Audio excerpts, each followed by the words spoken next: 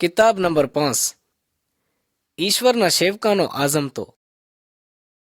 જોવો, સાંભળો અને જીવતા રહ્યો. પવિત્ર શાસ્ત્રની તરતીબવાર શિખામણ. દુનિયાની રચના અને માણસની નસલ હારું ઈશ્વરનો મનસૂબો.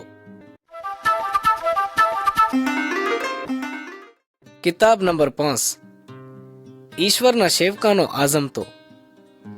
ભાઈઓ અને બેન્યું, કિસ્સા જેના બારામાં અહીંયા સંભળાયું જોશે ઈશ્વરની કિતાબ એટલે પવિત્ર શાસ્ત્રમાંથી લીધેલ છે.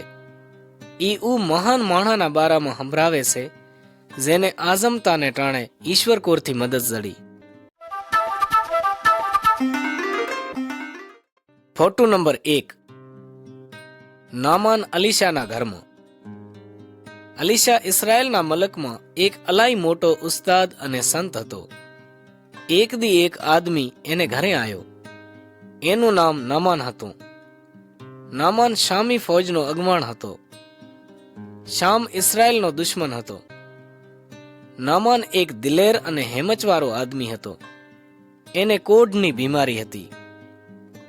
નામાનને કીધું જ હતું કે અલીશા સંત એની કોઢની બીમારી ઠીક કરી હેગે છે.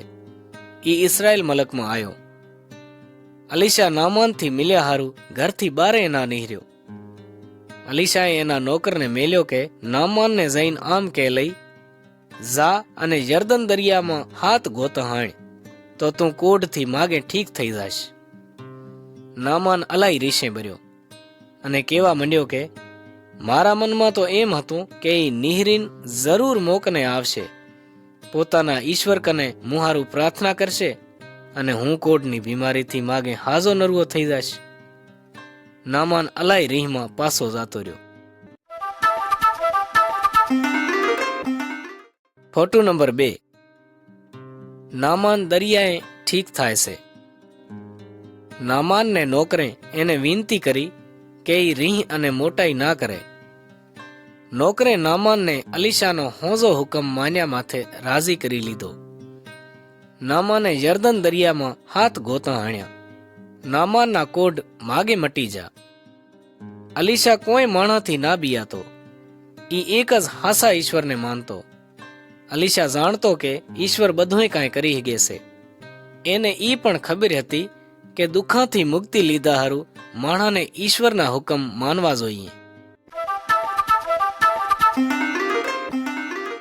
Photo number 3. અલીશા અને ઈશ્વરનો ટોલો.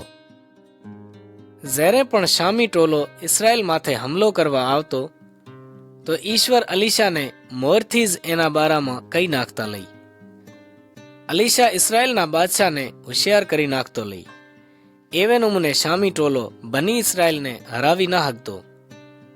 શામને બાદશાહે પોતાના સિપાહીઓને હુકમ દીધો, જાઓ અને જઈને અલીશાને ગોતો એટલે હું એને જેલમાં પૂરી હેગું. હવારશે વેલો અલીશાનો સેવાધારી બારે નીહર્યો તો એણે જોયું કે શામી સિપાહી અલીશાને ઝાલવા આવે છે રહ્યા. સેવાધારી બરબરુકાનીઓ રાણ્યું કરીને કેવા માંડ્યો, હાય એ મારા માલિક, આપણે શું કરીએ? અલીશાએ કીધું, બિયા નહીં, કેમ કે આપા ભેરા અહીંયાનાથી ઘણા છે. પછી સેવાધારીએ જોયું કે અલીશાને આહે પાહેનો ડુંગર હરગતા ઘોડા અને રથાથી ભરલ છે. ઈ ઈશ્વરનો ટોલો હતો જેને બની ઇસરાયેલની હંભાર હારું મેચો જોતો. Photo number 4. અલીશા અને આંધળી ફોજ. જ્યારે શામી સિપાહી અલીશાને ઝાલ્યા હારું આગળ વધ્યો તો અલીશાએ ઈશ્વર કને આમ પ્રાર્થના કરી, ઈ માણાને આંધળા કરી નાખો. બધાય સિપાહી ઈજ ટાણે આંધળા થઈ જા. પછી અલીશાએ ઈ સિપાહીને કીધું, તમે મો લારે લારે હાલ્યા આવો અને હું તમને કને પોગાડી નાખીશ જેને તમે ગોતો સોર્યા. અલીશા ઈ બધાય આંધળા સિપાહીને સીધો ઇસરાયેલની ગાદીવાળા ગામ સામરિયામાં તેડી જો. સામરિયામાં અલીશાએ વરે એકવાર ઈશ્વર કને પ્રાર્થના કરી, એ ઈશ્વર, આ માણાની આંખો ખોલી નાખો. ત્યારે શામી સિપાહીને ખબર પડી કે ઈ પોતાના દુશ્મનાના ગામમાં છે. ઇસરાયેલનો બાદશાહ અહીંયાને મારી નાખવા ચાહતો હતો, પણ અલીશાએ કીધું, અહીંયા સામે રોટલો અને પાણી રાખો, એટલે એ ખાય પીએ અને પોતાના બાદશાહ કને જાય. ભાઈઓ અને બહેનો, અલીશાનો ઈશ્વર આપણા બધાય દુશ્મનાથી ચાય મોટો છે. ઈશ્વર માથે વિશ્વાસ રાખવાવાળાને બદલો ના લેવો જોઈએ. Photo number 5. સામરિયાનો ઘેરો.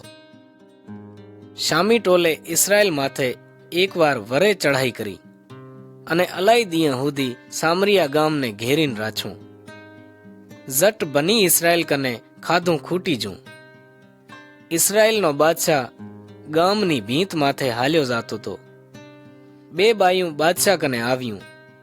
ઈ બાઈએ બાદશાહને વિનંતી કરી, એ બાદશાહ મદદ કરે. ઈ અલાઈ ભૂચ્યું હતું એટલા સુધી કે ઈ પોતાના છોકરાને ખાધા હારું મજબૂર થઈ જ્યું હતું. બાદશાહને સમજ નથી આવતી કે ઈ શું કરે. બાદશાહ અલાઈ રીહમાં હતો કે ઈશ્વરે અહીંયાને શામી ટોલાથી નતા બસાડ્યા. એણે અલીશાને જીવથી માર્યાનો ફેંસલો કરી લીધો. અલીશાએ બાદશાહને આ ન્યાપો મેચો કે ઈશ્વર આમ કહેશે, હવારે આજ ટાણે સામરિયાના દરવાજા કને મેદો અને જવ વેસાશે. Photo number 100. 4 કોઢિયા. ઈ ટાણે 4 આદમી સામરિયાના દરવાજા કને બેઠા હતા. ઈ બધાય કોઢિયા હતા.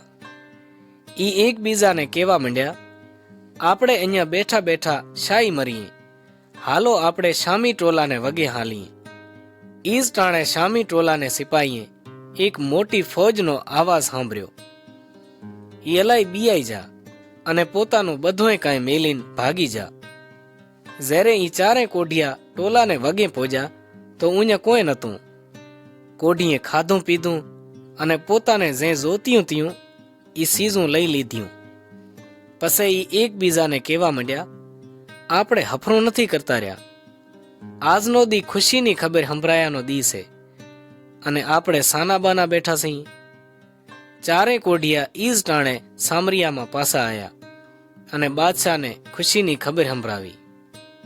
અને જેમ અલીશાએ કીધું તું, માણસ સામરિયાને દરવાજે શામી ટોલાને વગેથી લઈ આવેલ અનાજ વેચવા માંડ્યા. ઈશ્વરે બની ઇસરાયલને બસાવી લીધું. ઈશ્વરે પોતાના સેવક અલીશાને પણ બસાવી લીધો. ભાઈઓ અને બહેનો, ઈશ્વરે આપણને હંમેશની મોતથી બસાડ્યા હારું પ્રભુ ઈસુને મેલ્યા છે. એ બધાથી મોટી ખુશીની ખબર છે. આપણે એ ખુશીની ખબર બીજા સુધી જરૂર પોગાડવી જોઈએ. Photo number 7. યુના ઈશ્વરથી ભાગે છે. અલીશાના મર્યા વાહે ઇસરાયલમાં એક બીજો સંત છો. એ સંતનું નામ યુના હતું.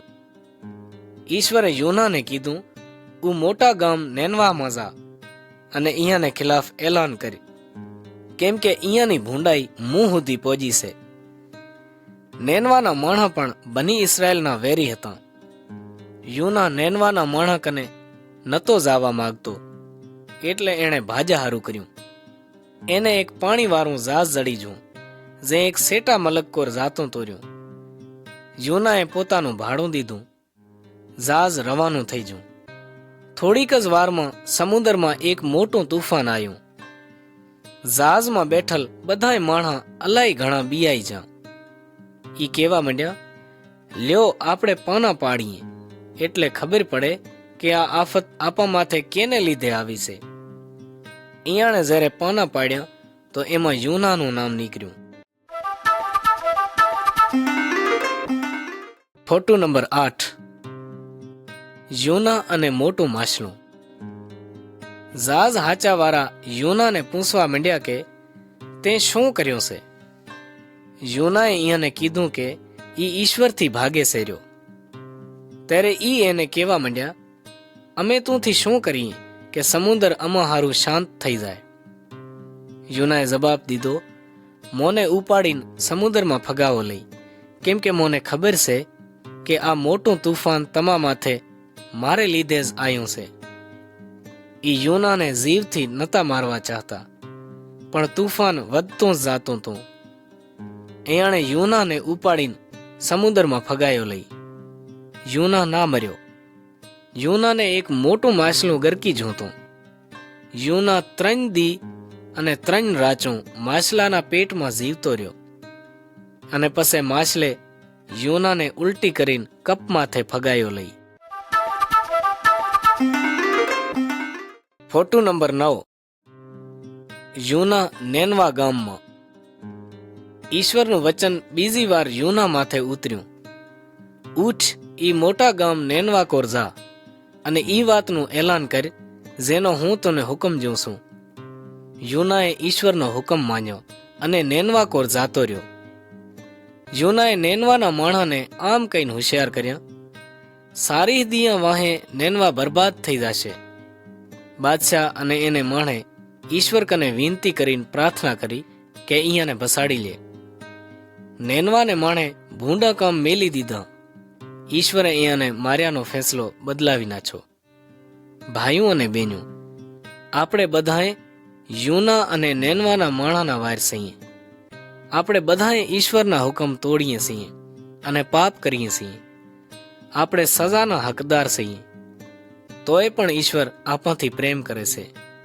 ઈશ્વરે આપણને હોશિયાર કર્યા હારું ઈસુને મેલ્યા, એટલે આપણે ભૂંડાઈ મેકી દઈએ. પ્રભુ ઈસુએ આપણને બસાડ્યા હારું પોતાનો જીવ દીધો લઈ. ઈ 3 દિયા સુધી મકામમાં રહ્યા, જેમ યુના 3 દી માછલાના પેટમાં રહ્યો. પછી પ્રભુ ઈસુએ મોતને હરાવી અને મરલામાંથી જીવી ઉઠ્યા. હવે પ્રભુ ઈસુ પાપ અને ભૂંડાઈથી પસ્તાવો કર્યા વાળા અને એના માર્ગ માથે હાલ્યા વાળાને હંમેશનું જીવન દીધાની શક્તિ રાખે છે. Photo number 10.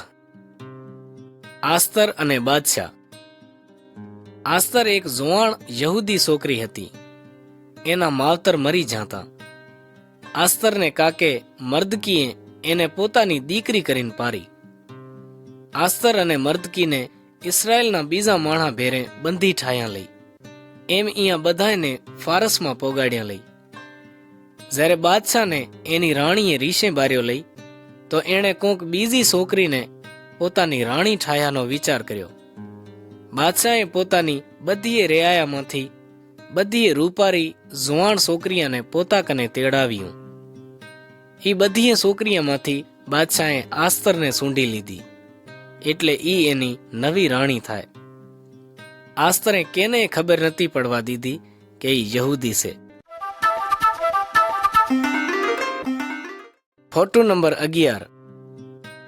મર્દકીનું ના નમવું. હામાન ફારસ મલકમાં એક મોટો સરકારી અગવાણ હતો. બધાય માણસ હારું જરૂરી હતું કે જ્યારે ઈ મટે તો બધાય એને નમીન નમસ્કાર કરે. મર્દકી એક હાસા ઈશ્વરની ભક્તિ કરતો. એણે હામાન સામે નમ્યાની ના પાડી. હામાનને ઈ વાતની અલાઈ રહી હતી. એણે મર્દકીથી બદલો લીધાનો ફેંસલો કરી લીધો. એક દી એણે બાદશાહને કીધું કે યહૂદી તારા કાનૂન નથી માનતા, એને મારી નાચાનો હુકમ લખ્યો જાય. હામાને બાદશાહને અલાઈ મોટી રકમ દીધી, એટલે ઈ એની વિનંતી માની લે. હામાને માણાને કહી નાખ્યું કે બાદશાહને કીધલ દીએ બધાએ યહૂદીઓને મારી નાછા જશે. હામાને પોતે એક સૂલી ઠાહી જે માથે મર્દકીને સડાવવો હતો. મર્દકીએ આસ્તરને કહી મેચ્યું કે ઈ બાદશાહ કને જઈને પોતાની કોમ હારું વિનંતી કરે. આસ્તરે કીધું, જો કોઈ વગેર તેડાએ બાદશાહ કને જાય છે તો એને મારી નાછું જાય છે. આસ્તરે યહૂદીઓને કીધું કે એ હારું પ્રાર્થના કરે. પછી કેવા માંડી, આમ જ હું બાદશાહ કને જાઈશ, પછી ભલે હું મરું તો મરું. Photo number 12. આસ્તરની ખાધાની દાવત. બાદશાહે આસ્તરને પોતાના દરબારમાં મિલ્યાની મોકલ દીધી લઈ. આસ્તરે બાદશાહને ખાધાની દાવત દીધી અને હામાનને પણ તેડાયો. દાવતમાં બાદશાહે આસ્તરને પૂછ્યું, આસ્તર રાણી, તું શું માગશો? આસ્તરે જવાબ દીધો, મારી આશા છે કે મારો જીવ ભસાડ્યો જાય, કેમ કે હું અને મારા માણસ મારી નાછા હારું વેસાઈ જાશે. બાદશાહે પૂછ્યું કે ઈ કોણ છે જેણે પોતાના મનમાં એવો વિચાર કર્યો. ત્યારે આસ્તરે કીધું, અમારો વેરી આજ હરામણો હામાન છે. જ્યારે બાદશાહને હામાનની શેતાની રીથાની ખબર પડી તો એની રીહ અલાઈ વધી જઈ. એણે હામાનને ઈજ સૂલી માથે જે એણે મર્દકી હારું ઠાહી હતી ટીંગાડી નાખ્યો. એવે નમૂને બધાય યહૂદીયાનો જીવ બસી જો. ભાઈઓ અને બેન્યું, આસ્તર પોતાના માણા હારું જીવ દીધા હારું તૈયાર થઈ જીતી, પણ પ્રભુ ઈસુ આપાથી એટલો પ્રેમ કરે છે કે એણે આપા બધાને હંમેશની મોતથી બસાડ્યા હારું પોતાનો જીવ દીધો લઈ. દાનિયેલ અને નહીમ્યા દુશ્મનાના મલકમાં રહ્યા હારું મજબૂર હતા, પણ ઈ એક હાસા ઈશ્વરની ભક્તિ કરતા, એમ ઈ મોટા સંત છા. Photo number 13. દાનિયેલ અને એના દોસ્ત. દાનિયેલ અને એના 3 દોસ્ત યહૂદી હતા. અહીંયાના દુશ્મન અહીંયાને બાબલની સરજમીન માથે લઈ જા. બાબલનો બાદશાહ ચાહતો તો કે ઈ એની સેવા કરે. અહીંયાને બાબલની બોલી અને રવાજ શીખવા પડ્યા. દાનિયેલ અને એને દોસ્તે શાહી ખાધું ખાધાની ના પાડી લઈ. ઈ ખાધું યહૂદીયાના રવાજ પ્રમાણે ખાવું ઠીક નહોતું.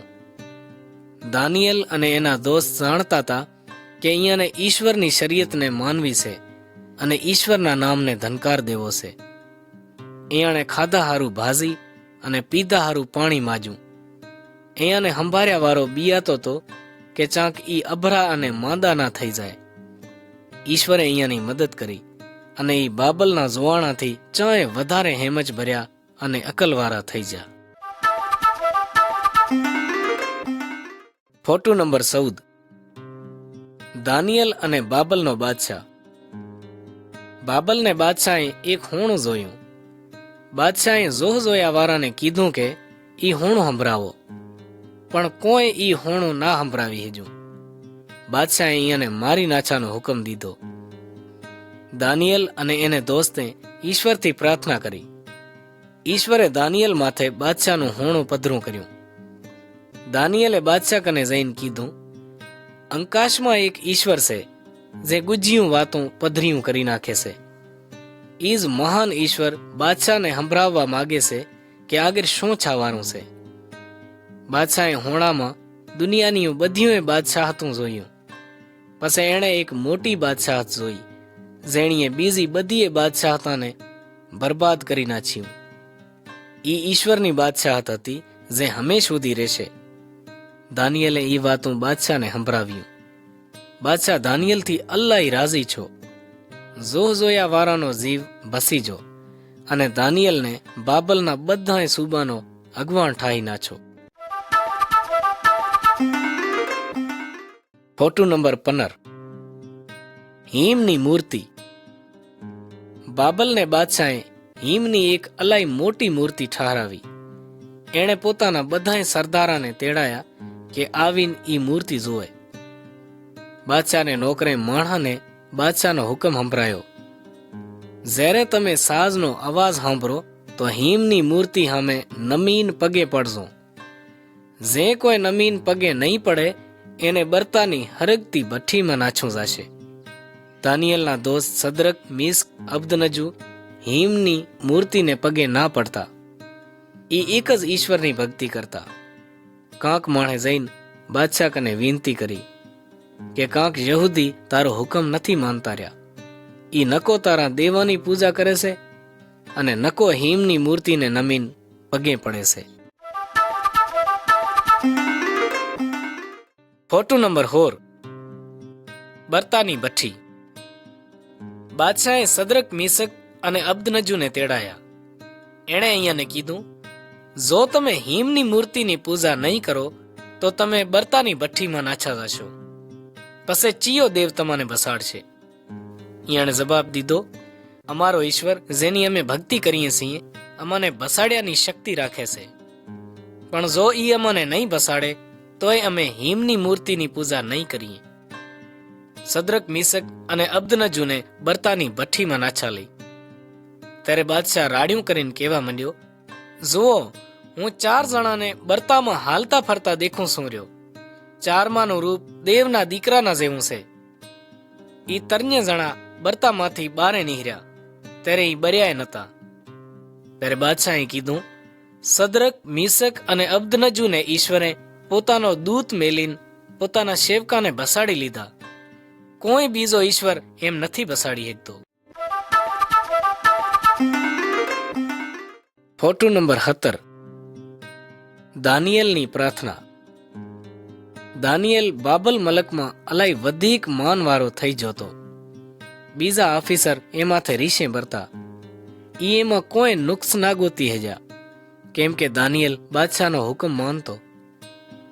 દાનિયેલના દુશ્મન બાદશાહ કને જા અને કેવા માંડ્યા, બાદશાહ એક હુકમનામું જારી કરે, જેને લીધે બધાય માણા એ બાદશાહ, જે તું સવા કોઈ બીજા દેવની ભક્તિ કરે ઈ સિંહાના ભોંયરામાં નાછા જાય.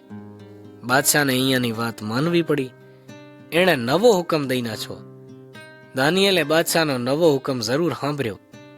દાનિયેલ પોતાના રોજના નિયમ પ્રમાણે પોતાના ઈશ્વરની ભક્તિ કરતો રહ્યો. એને દુશ્મને એને પ્રાર્થના કરતો દીઠો. ઈયાણે બાદશાહ કને જઈને કીધું, દાનિયેલે તારા ઠાલ હુકમને નથી માન્યો. Photo number 18. દાનિયેલ સિંહાના ભોંયરામાં. બાદશાહ નતો ચાહતો કે દાનિયેલ સિંહાના ભોંયરામાં માર્યો જાય, પણ ઈ હુકમને પણ પટલાવી નતો હકતો. દાનિયેલને સિંહ આગળ નાછો લઈ. બીજે દી પરોળીએ બાદશાહ ઝટ સિંહાના ભોંયરા કને પહોંચ્યો અને હાથ દેવા માંડ્યો. દાનિયેલ, શું તારે ઈશ્વરે તોને સિંહાના મોઢાથી બસાડી લીધો?